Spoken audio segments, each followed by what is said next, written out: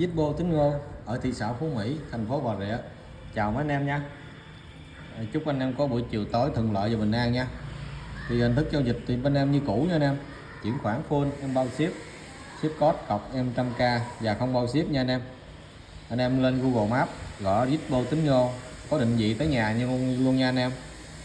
Những anh em nào ở khu vực lân cận có thể qua nhà giao lưu trực tiếp nha. Hôm nay em lên cho anh em mã số 1 nha. Đây, một cây Wingate series 1937 nha anh em. Cây này chủ đề khắc ăn mòn, chặt gốc hai mặt luôn nha. Một đáy 7 la mã nha anh em, 1991 nha. Một ngược luôn, 91 một ngược. Bản lề zin nha anh em. Đó, dòng rôm phay xước, có dăm nè. Một đáy 3 hàng chữ nha anh em. Trên nắp có cấn nè. Đó. Cái này âm thanh tốt nha anh em.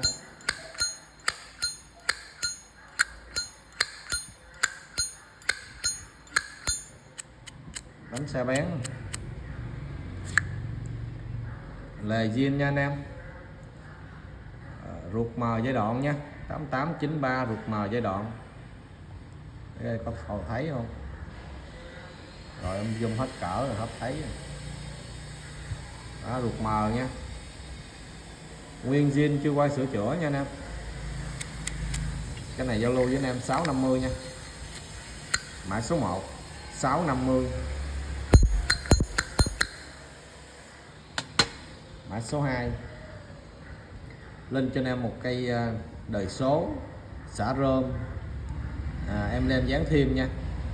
Design gõ búa nha anh em. Đó, design gõ búa do Việt Nam làm. Một cây đời số 2011. Cái này Việt Nam design gõ búa nha anh em.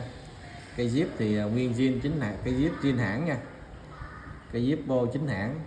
Có Việt Nam design gõ búa và làm đen nha. Nhúng vô cái nước làm đen của anh em nào làm. Cái này em mới thu của khách.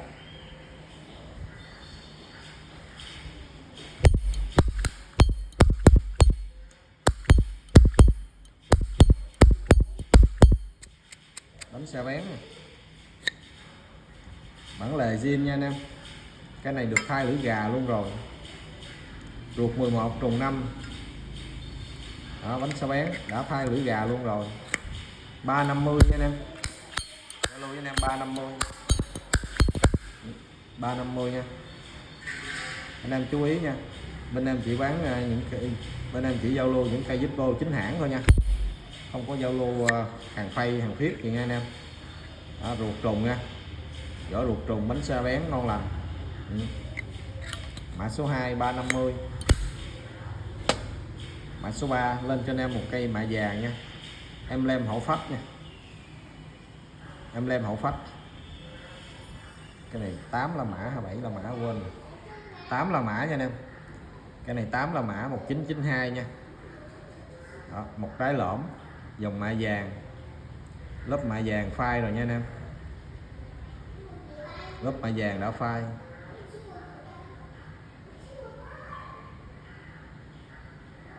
Mấy anh em không thích thì về tháo ốp nhựa ra nha anh em. Được cái ruột vàng thôi. Dòng này âm thanh không có.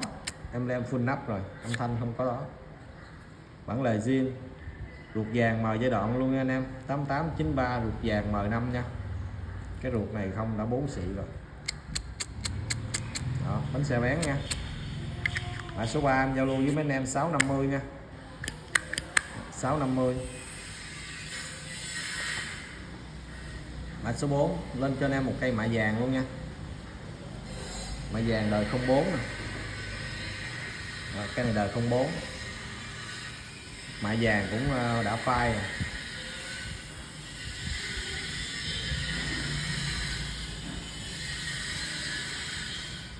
Có dăm nhẹ nha anh em. Cấn bóc nặng chưa có nha. Dòng một đáy lỗ. Cái này âm thanh tốt nè.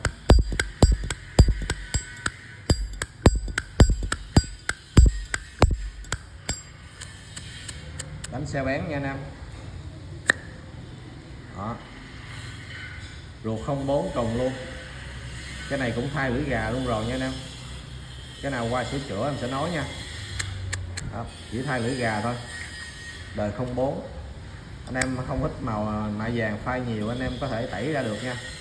Anh em chốt hàng yêu cầu tẩy em sẽ tẩy hết lớp mạ vàng ra cho thành một cây rôm xước bụi hay gì, rôm xước bụi hay rôm bóng. Đó, âm thanh tan tan nha, âm thanh này ngon lành lắm. Rồi giao lưu với anh em 400 nha, mã số 400 nha. Rồi, mã số 5 lên cho anh em một cây cà nông nha, một cây rôm phai xước khắc ăn mòn chủ đề cà nông, máy ảnh cà nông, một đáy 1982 nha anh em, 4 gạch quyền, mỗi bên 4 gạch là 8 gạch quyền, một ngược nha. Tình trạng cái này len ken nha anh em, xài lướt, có qua sử dụng rồi nhưng mà xài rất ít nha anh em, chưa có cấn mớp, nước rôm còn sáng và đẹp, chỉ có xước nhẹ.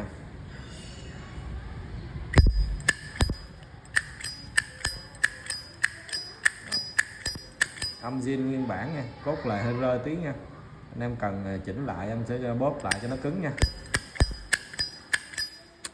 Bánh xe bén đó, xài rất ít nha anh em. Ruột 2 mặt chữ nha, cái ruột cũng còn đẹp. Đó, rồi giao lưu với anh em 1.500 nha, 1.500. Một cây 1982 đẹp len ken, 1.500. Mã số 5 1.500 nha anh em.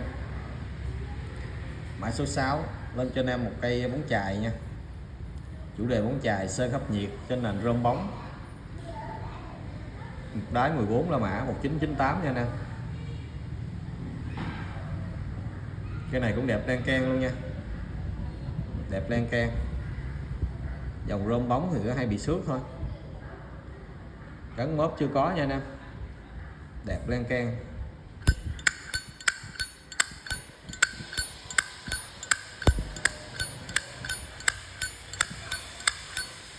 Bánh xe bén luôn, cái này nguyên zin nha anh em, ruột 14 là mã trùng này.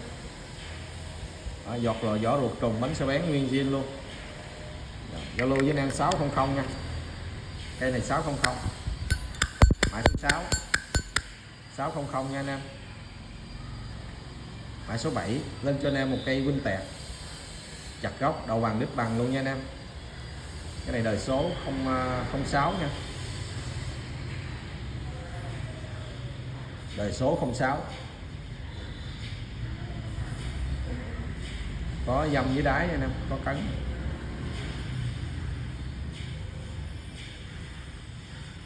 Bản lề zin nè.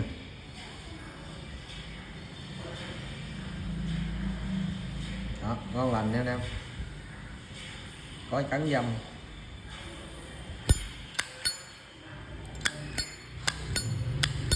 Âm thanh cũng được nha anh em.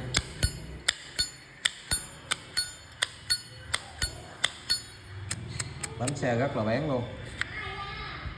Đó, ruột 06 trùng nè, cái ruột còn đẹp nha anh em. Đó, vỏ ruột trùng 5, bánh xe bén nguyên zin nha. Giao lưu với anh em mã số 7 400 nha, 400. Mã số 8 lên cho anh em một cây rát xả nha anh em, cây vỏ đồng xả rôm nha, một trái 4 là mã nè, sản xuất 1988 nha, một ngược,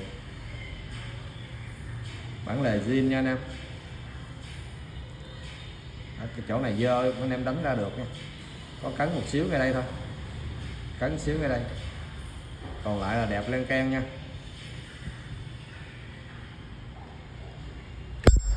Cái này âm rất hay nha anh em.